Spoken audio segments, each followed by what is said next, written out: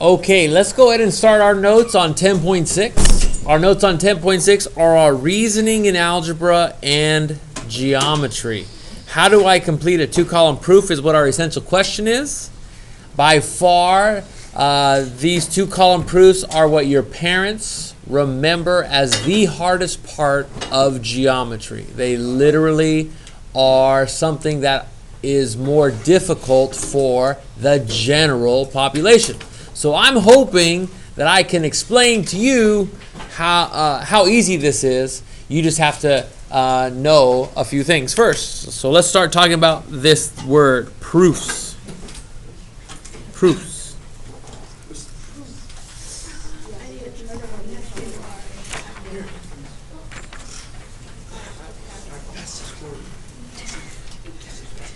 Let me scoot this up.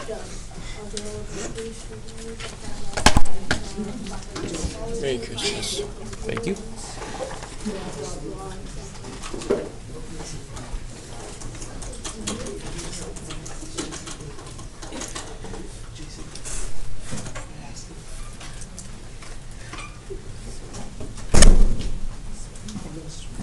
Thank you. You're welcome.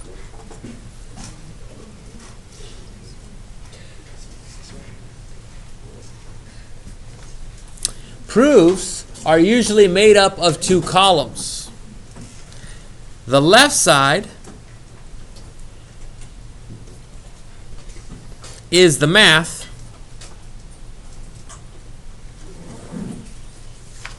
The right side is the mathematical reason.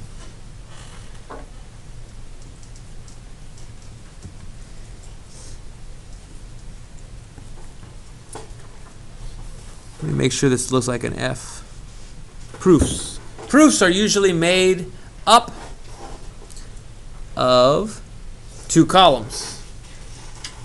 The left side is the math. The right side is the mathematical reason. What you are going to do today is you're going to do the basics of a two-column proof. What you should be able to do by the time you're done is recognize what a two-column proof looks like, and you should be able to fill in parts of a two-column proof. In Math 2, you will have to write your own two-column proof. In Math 1, you will not create your own two-column proof. You will look at somebody else's two-column proof and fill in the blanks. So you should have a general idea of what a two-column proof is. Okay? Let me give you an example.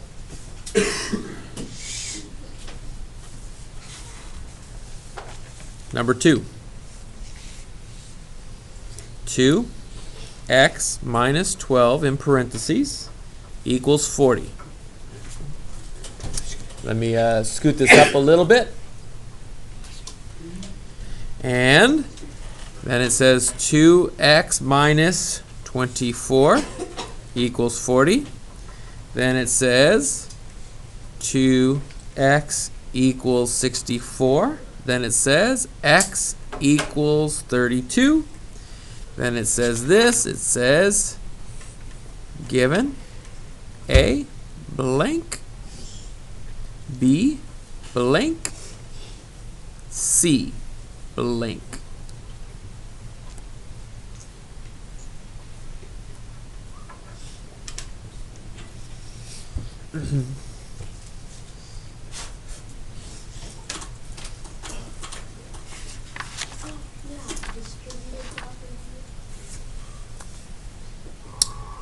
This is an example of a two-column proof.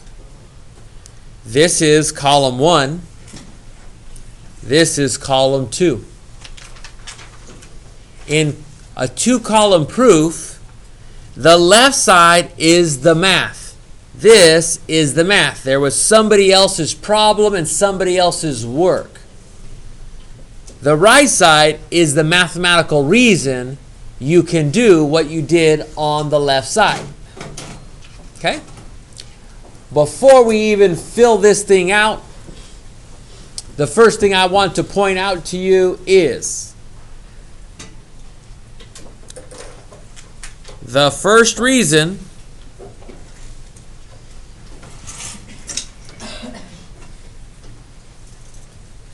should always be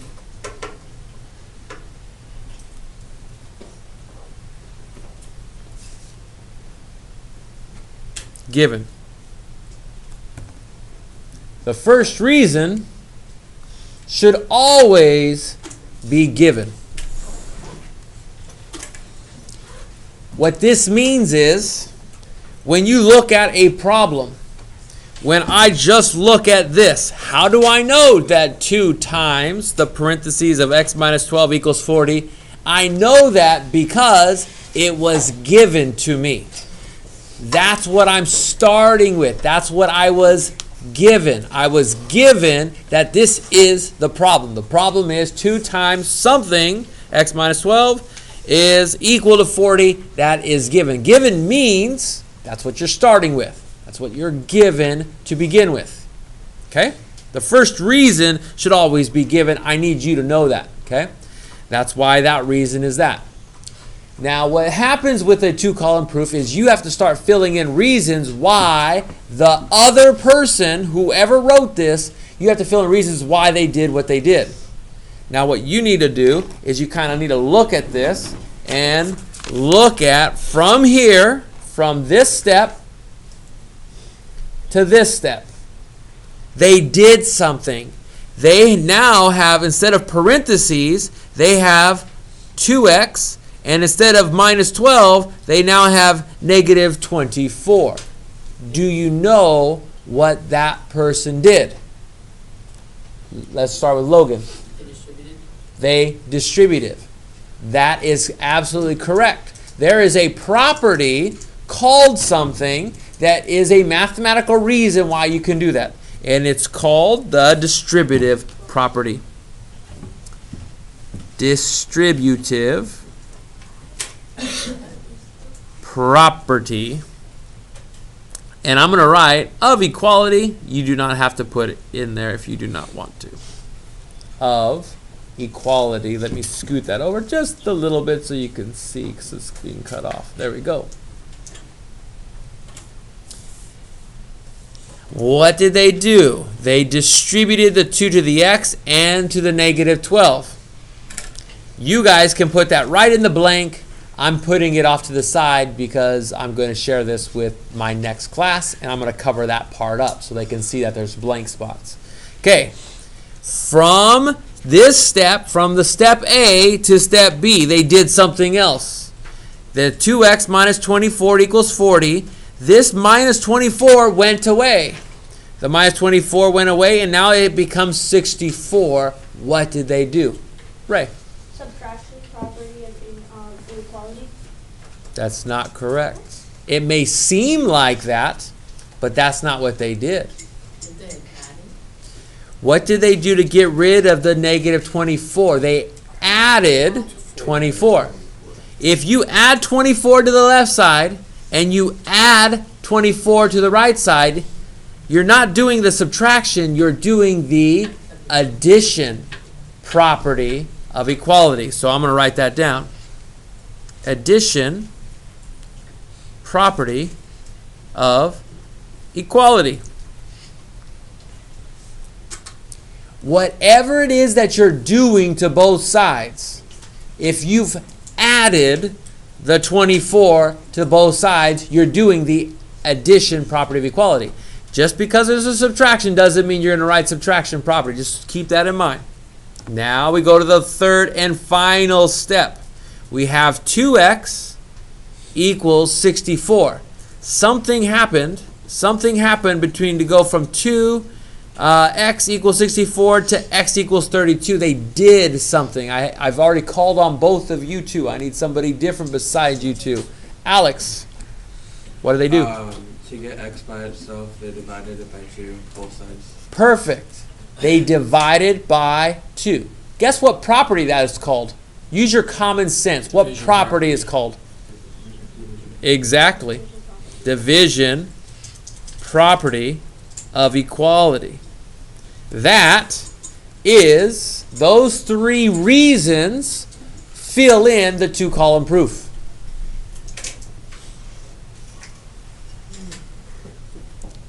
You basically have to look at somebody else's work who already did the work, and you have to look at the reason. Now that's kind of like beginning level, by the way. Some problems, you're going to have a reason, and you're going to have to actually fill in the left side as well. By the time you get to your chapter test, sometimes there's going to be a blank on the left side, and then there's going to be some reasons on the right side, and you're going to have to fill in blanks on both sides. Okay? That's as hard as it gets. Okay? So now, that's an example. That's what a two-column proof looks like. Now, what that brings up to me is, man, what properties, what reasons are there in math? We have a whole list. If you look at your check sheet, have you seen it? Let me pull out a check sheet for those of you who haven't seen it. Here's my check sheet. I'm going to flip it over.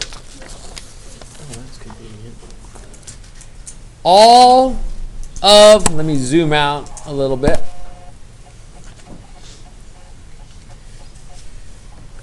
Here are the reasons for proofs. There's the addition property of equality. Hang on. There's the subtraction property of equality. There's the multiplication property of equality. There's the division property of equality. There's the distributive property of equality. It's also called multiplication over addition or over subtraction. It's still distributive property. Substitution, reflexive, symmetric, transitive, and so on. Okay? So, here's the whole list. You have all these things, and these are what you're going to use when it comes to filling in proofs. Some of you have never seen a few of these reasons, and so I'm going to talk about some of those reasons specifically. Additional reasons for proofs, things that are not on this list that you might use. You also might use definitions, postulates, previously proved theorems like the Pythagorean theorem, and algebraic properties as well. Now there was a question. Logan, what's your question? Do you have that list on the test? Some things maybe I forget. I'll let you know when we get closer to the test, whether we have them or we don't. Okay? Ray? Are postulates for next year or? Pretty much. You will use them a lot more next year. We're kind of introducing postulates for this year. Okay? So here's what I want to say about these reasons. I think that addition property, when you add something to both sides, I think that's common sense. I think you've been using the addition property for so long that a lot of you already know it. I think subtraction, you've subtracted things from both sides of equal sign. You know that one. You know multiplication. When you divide both sides by something. I think these four things, and maybe even the distributive property, all of you are almost experts. Okay? Those are the common sense. But then we have some other ones that you are not very familiar with, like substitution, reflexive, symmetric, transitive, and I want to talk about those ones. Let's write those ones down real quick. Okay? Okay? You know algebraic reasons.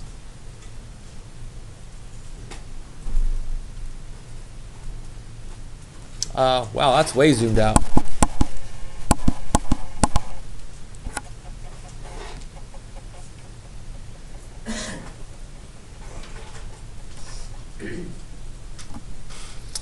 You guys know the adding, comma, subtracting, comma, multiplying, comma, dividing properties of equality.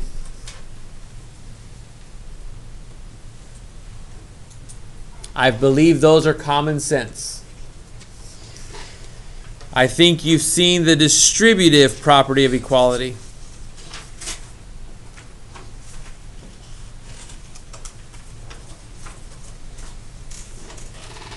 But the ones that I really want to highlight to you is the substitution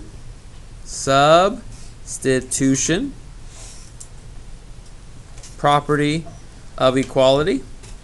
I want to write down the reflexive property of equality, symmetric property of equality, and the transitive property of equality.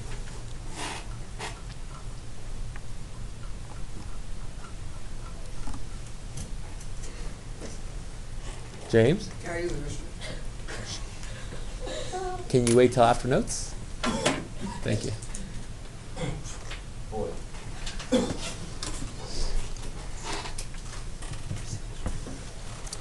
So these four that are new reasons why you do something is I want you to have some examples of them, okay? So the first example that I want you to write down is the substitution. If you ever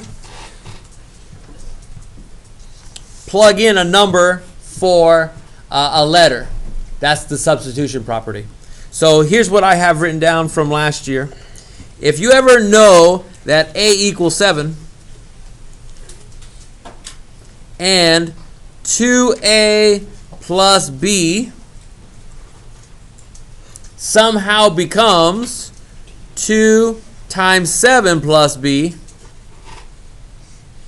if you know that A equals 7 and you have 2A plus B and it somehow then becomes 2 times 7 plus B, what did we do with the A? We substituted in a number for a letter. It doesn't always have to be a number for a letter. Sometimes it could be that A is the same as B and we can plug in a B there, and that would also be substitution. So whenever you substitute in one variable for another, or a number for a variable, that's the substitution property. Reflexive. The way I think of the reflexive property is I think of a man or a woman flexing their muscles. I could just imagine Cassie going boom with her right arm. She shows how big that bump is, maybe. And then, yes, I did. And then she goes and flexes her other arm, her left arm. And since she does her training equally, her left arm and her right arm are the same. So the reflexive property is whenever you see the same thing on both sides, whenever you see BC is equal to BC, that's the reflexive property. If you ever see something equal to itself, that's reflexive. Symmetric, on the other hand, is a little bit different. If you ever have that this left side is equal to the right side, if AB, if that segment is 6, the symmetric property will be the opposite. It'll be symmetrical. It'll be in the opposite order. If AB is equal to 6, then 6 is equal to AB. Anytime you switch the order, that's the symmetric property.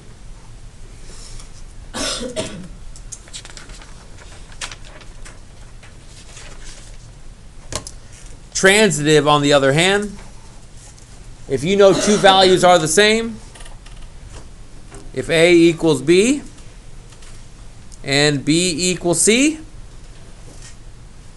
then A equals C. That's the transitive property.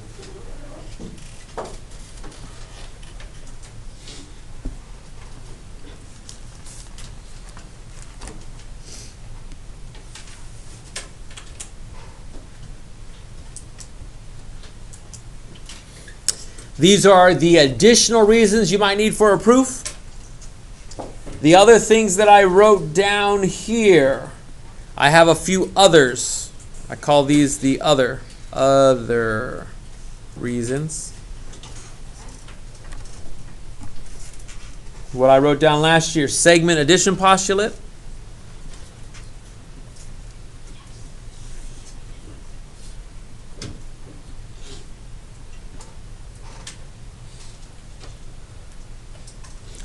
I also use this one, combining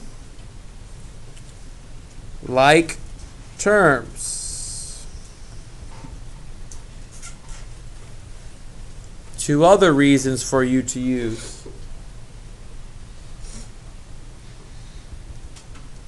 So what is the segment addition postulate? We wrote it down a long time ago. It looks something like this. This is what the picture looks like. It's where we said AB plus BC equals AC. If you ever have one segment piece plus the second segment piece, this piece plus this piece equals the whole piece, that is the segment addition postulate. If you're adding two segments together, it's going to equal the whole segment as long as they're collinear. By the way, another reason, the last reason, if you ever simplify, you're combining like terms.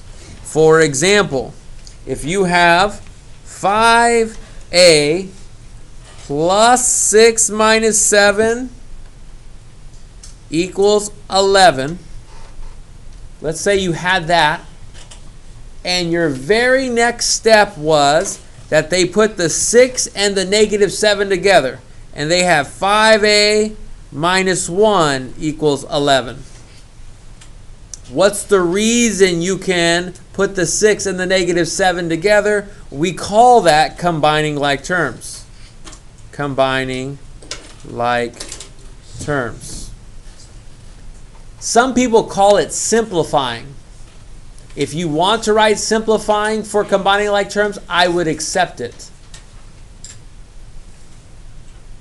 But the mathematical reason is combining like terms is technically the distributive property for anybody who's super advanced. That's the reason why.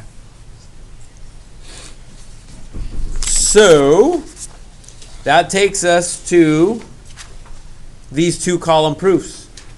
I want you to look at number 8. And we'll do number 8 together, and then we'll be done with our notes.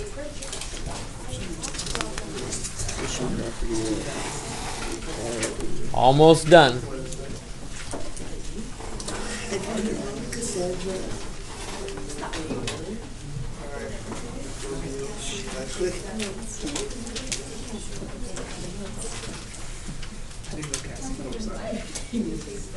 Focus, focus.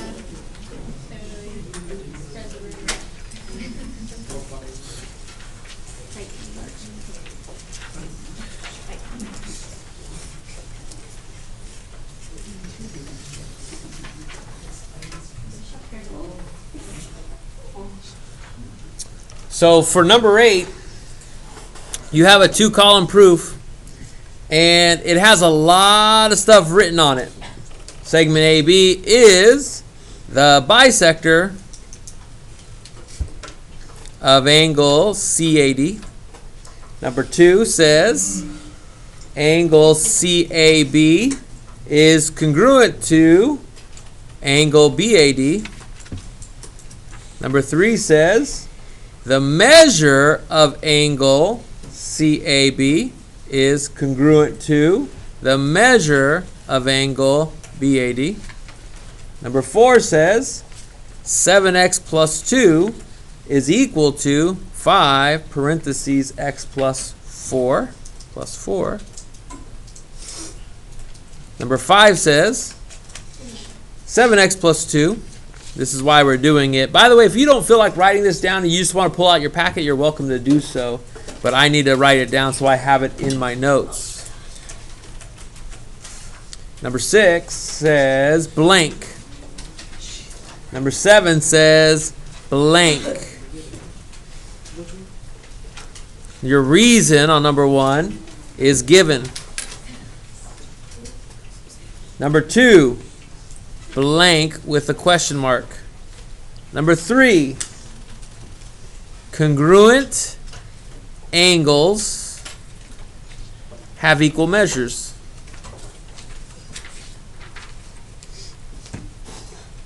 Oh man, there we go.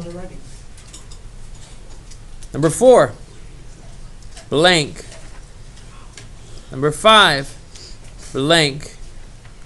Number 6, blank. And number 7, blank. Question mark, question mark, question mark. Woo! Okay. One other thing that I forgot to write down is right at the top, since I have room. It has given. AB is the bisector of angle CAD. Prove x equals 9.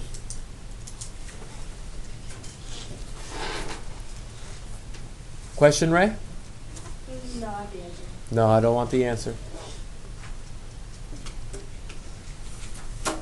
Okay. So here's what I need you to know about a 2-column proof. Earlier I told you that there's mathematical reasons. This one is, Ray, that's distracting me. Thank you. Okay. This proof is a geometry proof. This is used a whole lot more in Math 2. But it's a good for us to wet our feet with it so that you guys get ready for this, because a lot of you are going to be having issues with this next year. In this proof, not everything is black and white. Not everything you're going to feel like that you understand what's going on. But let me just say this. You're given this in the problem. It tells you what's given up here. It gives you a picture. And you need to prove x equals 9. Okay? You're always trying to prove the thing that it says up here. That's the last, usually, that's what goes here in this blank spot for number 7. That's what I'm trying to prove. I'm trying to prove that x equals 9 by filling this whole thing out. Okay. AB, segment AB, is the bisector of angle CAD. Guess what? That was given to us. Right? So then I go to the next step. Angle CAB is congruent to angle BAD. How do I know that this angle is the same as that angle? Ray, you can do it first. Transitive property? It is not the transitive property. Logan, what were you going to say? Symmetric. It is not the symmetric property. Ray? Reflective? No. Wait, what? This one is, we have to look at the picture, okay? CAB, this angle here that I'm pointing at, let me highlight it with, no, I'm not even going to highlight it. Here's CAB. Maybe I'll do a color. Let's do a color. CAB. This angle, that's this angle, is congruent to this angle. They are congruent to each other. How come? Why do we know that? The bisector splits it into. Ooh, you're getting so much closer. He said because the bisector splits it into 2. Ray. Segment bisection property? There- Angle bisection property of equality. No. Okay. So let's go back and let me highlight what I talked about earlier. These are your properties. You're not using any of those properties. Sometimes you have to use additional reasons for proofs. We might need to use the definition of a word. There's a key word in here that Logan was touching upon in what was given.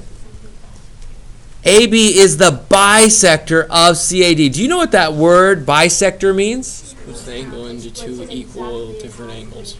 It splits it into 2 equal or 2 congruent things. So I know that this yellow angle and this orange angle are the same angle because of this word. What am I using? I'm using a definition. So for number 2, I'm going to put my answer down here. You can feel free to write it in somewhere where you want. For number 2, I'm using the definition of... What kind of bisector is it? Is this a segment bisector or is this an angle bisector? Angle bisector. That's your first reason. That's how you know it, because you're using the definition of one of those words. Now, the measure of angle CAB is congruent to the measure of angle BAD. How do we know that? Because congruent angles have equal measures. They gave us that one. That's a little bit harder. I wouldn't expect you guys to really know that one, but we can follow along somebody else's work. They gave us the reason, thank goodness. Okay, let's move on. How do we know that 7x plus 2, how do I know that this is equal to the 5x plus 4? What did we do now? We've already proven that the yellow angle is the same as the orange angle. What are we doing now that we're putting in this value in for angle CAB? Substitution. There we go. Connor says it. It is the substitution property. How do we know it's the substitution property? Because we're substituting in 7x plus 2 in for angle CAB, or the measure of angle CAB. So for number 4, the reason is the substitution property of equality.